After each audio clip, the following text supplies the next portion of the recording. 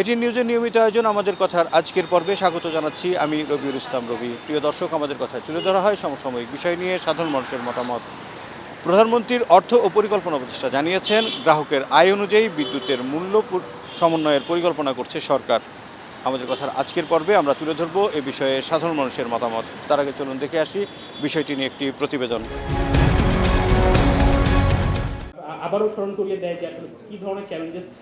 আগামী অর্থবছরের বাজেটকে সামনে রেখে দেশের নবায়নযোগ্য জ্বালানি খাতের প্রায় সকল স্টেকহোল্ডার এবং সরকারের বিভিন্ন দপ্তরের প্রতিনিধিদের এক ছাদের নিচে নিয়ে এসে আয়োজন করা এই সংলাপের যৌথ আয়োজক centre for policy dialogue CPD ও সংবাদ মাধ্যম Dhaka stream. Renewable energy, electric car, lithium battery, we are looking this as a holistically. সংলাপের প্রধান অতিথি ছিলেন প্রধানমন্ত্রীর অর্থ ও পরিকল্পনা বিষয়ক উপদেষ্টা রাশেদ আল মাহমুদ তিতুমির। তাঁর বক্তব্যে জ্বালানি খাতের উন্নয়নে তিনটি প্রধান বাধা উল্লেখ করে জ্বালানি সংকট নিরসনে বিষাক্ত দুষ্টচক্রকেই প্রধান অন্তরায় বলে মন্তব্য করেন তিনি। This is a poisonous Devil's network, এবং এটা কোনোভাবেই এদের বিষের থেকে বেরোনো যাচ্ছে না। জ্বালানি নিরাপত্তার সবচেয়ে বড় সমস্যা হচ্ছে আমাদের কাঠামোগত এবং ব্যবস্থাগত যে বিষক্রিয়া এবং বিষধর যে চক্র, এই চক্র বাংলাদেশকে এমনভাবে পিছিয়ে দিচ্ছে যে বাধ্য হচ্ছে একের পর এক জনগণের করের অর্থর ভর্তুকি দিতে। অতীতে পরিকল্পিতভাবে জ্বালানি খাতের ভারসাম্য নষ্ট করা হয়েছে বলেও অভিযোগ করেন প্রধানমন্ত্রীর এই উপদেষ্টা। সে সঙ্গে ট্রিলিয়ন ডলারের অর্থনীতিতে পৌঁছানোর লক্ষ্য অর্জনে এ খাতে সরকারের 5টি মাইলফলক পরিকল্পনার কথাও জানান তিনি। বিভিন্ন জ্বালানি উৎস এক, দ্বিতীয় হচ্ছে যে দেশীয় এক্সপ্লোরেশনকে গুরুত্ব দেবে, তৃতীয় নবায়নযোগ্য জ্বালানির অনুপাত বাড়াবে, চতুর্থ জ্বালানি নিরাপত্তার জন্য বেঞ্চমার্ক করবে, পঞ্চমত এই দেশীয় উৎপাদন ব্যবস্থাকে বাড়ানোর জন্যে যে সমস্ত কোম্পানি বিনিয়োগ করবে অর্থাৎ উৎপাদনে তাদেরকে সহায়তা দেবে। নবায়নযোগ্য জ্বালানির প্রত্যাশা ও বাস্তবতা শীর্ষক এ অনুষ্ঠানে বক্তারা আসন্ন বাজেটে এ খাতের বিস্তার ও উন্নয়নে সরকারের স্পষ্ট দিক নির্দেশনার দাবি জানান। রুফটপ সোলার বা এই যে ছোট ছোট এই যে পাওয়ার প্ল্যান্ট চিন্তা করছে, এগুলো অনেক ছোট ছোট লটে আসে, অনেক সময় ভাগ ভাগে আসে, কিন্তু এখানে একটা সার্কুলারে আছে এক লটের জিনিস একবারে আসতে হবে। Arafat Siddiqui, ATN news, Dhaka. প্রিয় দর্শক, প্রতিবেদনটি দেখলাম, এবার চলুন দেখে আসি সাধারণ মানুষের মতামত।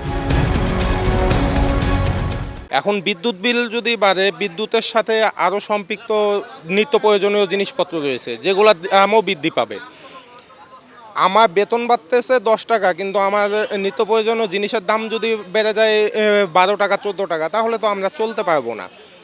এজন্য সরকারের উচিত হবে যে কোনো বিষয় নিয়ে আগে ভালো মতো বিশ্লেষণ করে দেখুক, দেখার পরে যে কোনো একটা সিদ্ধান্তে আসুক সরকার। বিদ্যুতের দাম যদি এই মুহূর্তে আবার বাড়ায়, তাহলে এই যে কম যারা বেতনে ঢাকা শহর চাকরি করে তাদের তো খুবই শোচনীয়। বিদ্যুৎ ভাড়া তো বিদ্যুৎ এমনি তো প্রতি বছরই তো বৃদ্ধি করে, আবার যদি বিদ্যুৎ যদি সরকার যদি বৃদ্ধি করে ফেলে, তাহলে নিম্ন শ্রেণীর যারা ঢাকা শহরে থাকে তাদের তো কঠিন সমস্যা। বিদ্যুৎ এখন অতিরিক্ত দাম বাইরে গেছে। অনেকে মনে করেন বিদ্যুৎ বিল দিতে পারে না, বিদ্যুৎ কেটে ফেলছে। এখন এরা বিদ্যুৎ ছাড়া থাকে।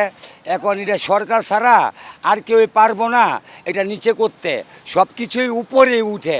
এখন সরকার যদি আমাদের দিকে দয়া করে, তাহলে আমাদের বিদ্যুৎ বিল, গ্যাস বিল, পানি বিল এগুলি কম হবে। মানুষ পারবে না কিছু করতে সরকার ছাড়া। বিদ্যুৎ যদি বাড়ায় দেয় সরকার, যে সমন্বয় করার চেষ্টা করে বা এরকম যাই হোক না কেন, আসলে আমাদের মধ্যবিত্ত যারা আছি সকলের জন্য এটা আসলে অনেক বোঝা হবে, কষ্ট হবে। এখন মনে করেন যাদের মানে স্যালারি যে স্ট্রাকচারে ছিল সেইভাবে তো আর হচ্ছে কি বিদ্যুৎ বাড়ে গেলে তো আমাদের আসলে সকলের জন্য ওই স্যালারিটা যেভাবে বাড়ছে একবারই বাড়বে। এখানে বিদ্যুৎ বাড়তেছে, বিভিন্নভাবে আমাদের ক্ষতি হচ্ছে আর কি, যেটা আমাদের মধ্যবিত্ত বলে নয়, সকলের জন্য এটা আসলে খারাপ হবে। এটা সরকারকে অবশ্যই এটা বিবেচনা করা উচিত বলে মনে করি। সরকার যে উদ্যোগ নিয়েছে এই উদ্যোগটা এখন এই মুহূর্তে সম্ভব না। এটা তার সরকার যারে এই পরিকল্পনা নিছে এটা সঠিক না। বিদ্যুৎ বিল বাড়াইবে ঠিক আছে, মানুষের আয় বাড়ুক, তারপর বিদ্যুৎ বিল বাড়াক। এখন এই মুহূর্তে যে সরকার পদক্ষেপ নিচ্ছে এটা মোটেও ঠিক না। আমাদের আয়ের পথ থাকুক, তারপরে আমরা বিদ্যুৎ বিল বেশি নিই, সমস্যা নেই। প্রিয় দর্শক, প্রত্যেককে স্বাগত জানাচ্ছি এটিএন নিউজের নিয়মিত আয়োজন আমাদের কথায়। সাথে আছি হাসান মজুমদার বাবলু।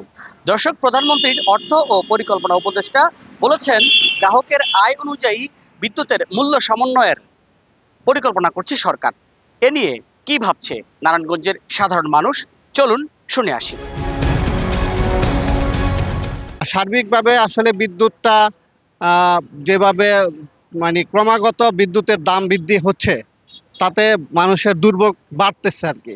তো সরকার আসলে যদি বিদ্যুৎটাকে সীমিত পর্যায়ে নিয়ে আসা যায়, প্রয়োজনে এখানে ভর্তুকি দিয়ে হইলেও বিদ্যুৎটা যেহেতু মানুষের সার্বিক প্রয়োজনের বিষয়, এটা যদি এবং এটা শিল্প প্রতিষ্ঠানে ওইটাকে হয়তো বাড়ানো যেতে পারে, কিন্তু জনবান্ধব হিসেবে বিদ্যুৎটাকে সাশ্রয় করাটা হচ্ছে মানুষের জন্য ভালো আর কি।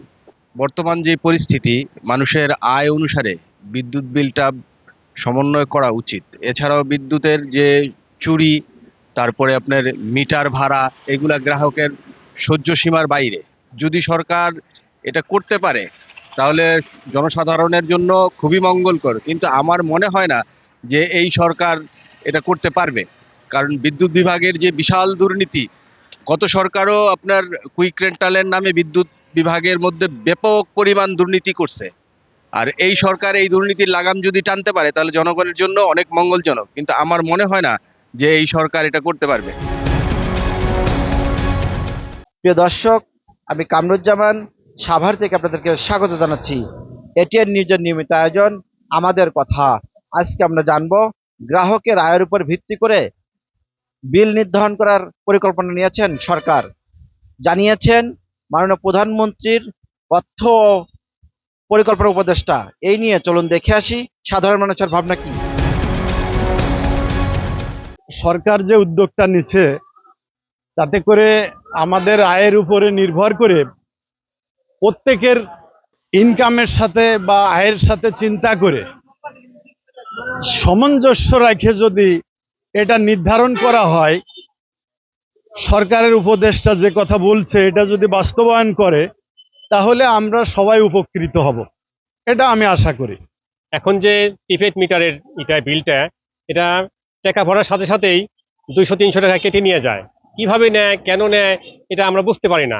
এজন্য যারা নিম্ন আয়ের লোক আছে তাদের জন্য খুবই কষ্টকর।